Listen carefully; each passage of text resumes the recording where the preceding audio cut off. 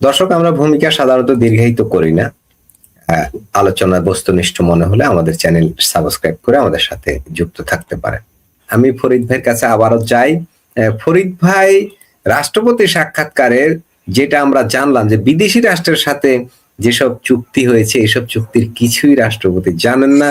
এটা তো নিয়ম না, কোনো বিদেশি রাষ্ট্রের সাথে চুক্তি করলে সেটা রাষ্ট্রপতির কথা হয়।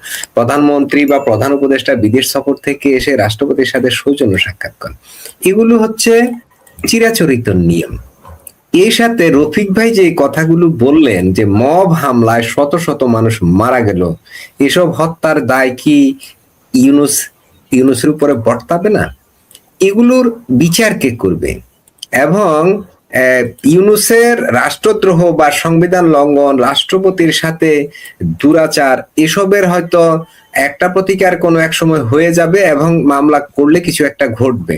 আদালত তো আর এখন আমরা যতদূর দেখি যে আদালত এখন আগের মতো খুব বেশি কন্ট্রোল নেই। মানে সরকার আদালতকে খুব বেশি একটা কন্ট্রোল করছে বলে মনে হচ্ছে না। বিগত এই 12-13 দিনের এই সরকারের এই সময়টাতে আমরা যতটা অবজার্ভ করেছি, আদালতের উপরে সরকার খুব একটা প্রভাব বিস্তার করছে না। সেক্ষেত্রে হয়তো মামলাগুলো হয়ে যাবে, যেটা সন্দেহ পোষণ করছেন।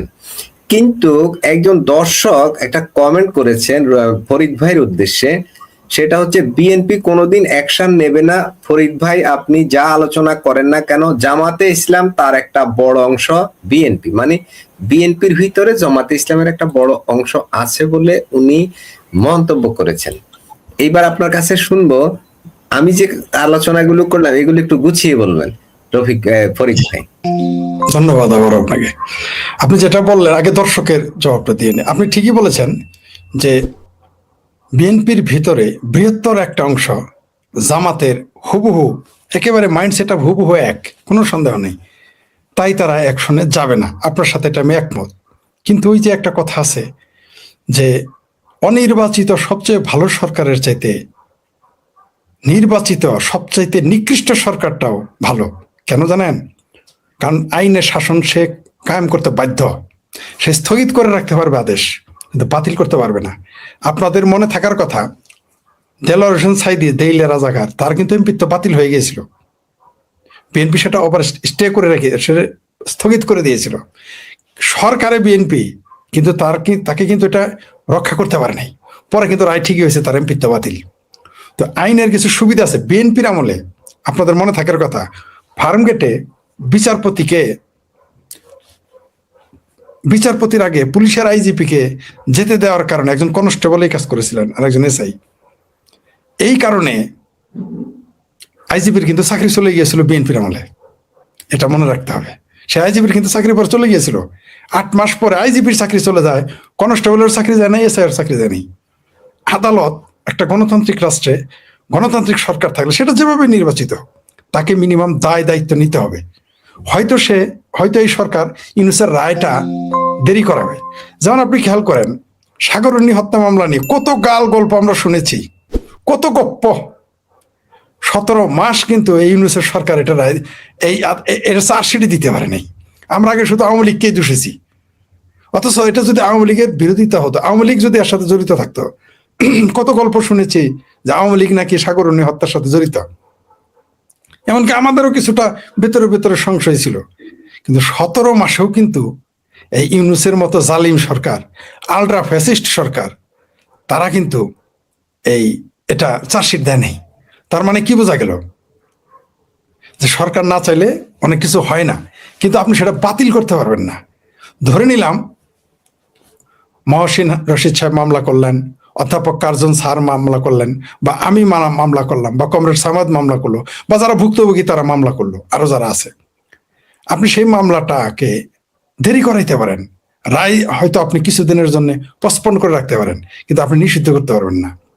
আজ হোক কাল হোক বিচার হবে। সেই জন্য বলেছি যে আমরা যে বললে লাভ হবে, কথা বললে লাভ হয়, তার প্রমাণ এই যে দর্শক প্রতিক্রিয়া দেখিয়েছেন। মানে আমরা কথা বলতেছি বলেই তো তিনি একটা প্রতিক্রিয়া দেখালেন, মানে একটা ফল আসে। যখন কেউ না কেউ মামলা করবে, কোনো না কোনো আদালতে সেটা রায় হবেই। আজ হোক কাল হোক পরশু হোক, হবেই। আপনি ঠেকিয়ে রাখতে পারবেন না। আপনি আর যদি কোনো কারণে এটা ঠেকিয়ে রাখে, সম্পূর্ণ, তাহলে ডক্টর ইউনূসের সকল আকাম কুকাম সকল অপরাধের দায় বিএনপিকে নিতে হবে। বিএনপি তো এই ঝুঁকি নিবে না, প্রয়োজনে তার সরকারের মানে একটা ঠিক তার ধরে নিলাম সে 5 বছর টিকে গেল, শেষের দিকে হলো তাকে রায় দিতে হবে। আপনাদের মনে থাকার কথা যে ওই যে 63 জেলায় যে বোমা মারলো বিএনপির আমলে, মনে আছে তো?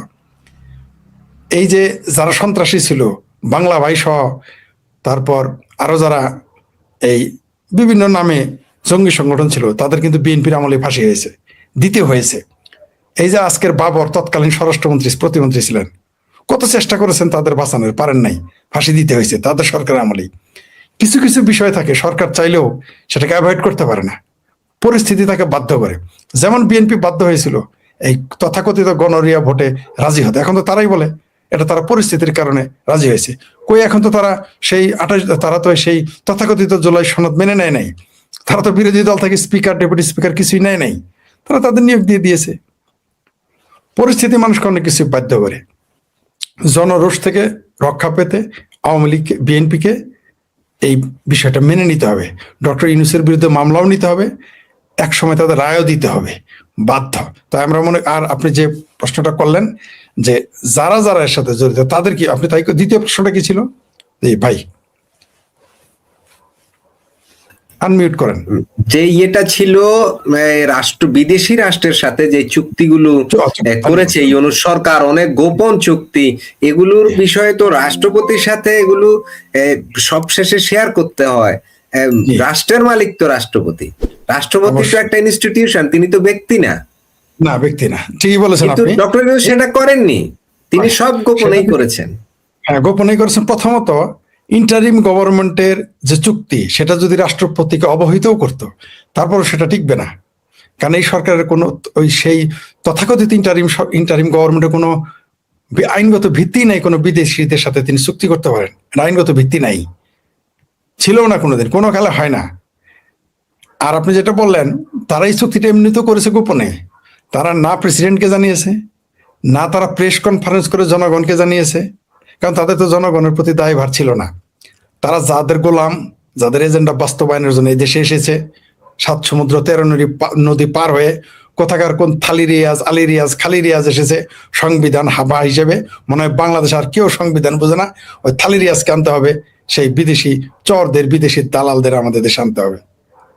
আমাদের দুর্ভাগ্য, আমাদের একটা বুদ্ধিজীবী, একটা সাংবাদিক প্রকাশ্যে 2-1 জন বলেছেন হয়তো, কোনো কলাম লেখা নাই যে আলী রিয়াজটা কে, কেউ প্রশ্ন তুলে নাই, তার নাগরিকত্ব নিয়ে প্রশ্ন তুলে নাই, তার আইনগত অধিকার আছে কিনা এটা করা। আপনি সংবিধান বদলান, কে না করেছে? আপনার সংবিধান পছন্দ হয় না, বদলান। সংবিধানে মৌলিক বিষয় ছাড়া সবই বদলানো যায়, 2/3 সমর্থন নিয়ে করেন, আপনি বদলান। কিন্তু যার নাগরিকত্ব নেই তাকে নিয়ে তো এটা আপনি করেন, এটা আরেকটা অপরাধ।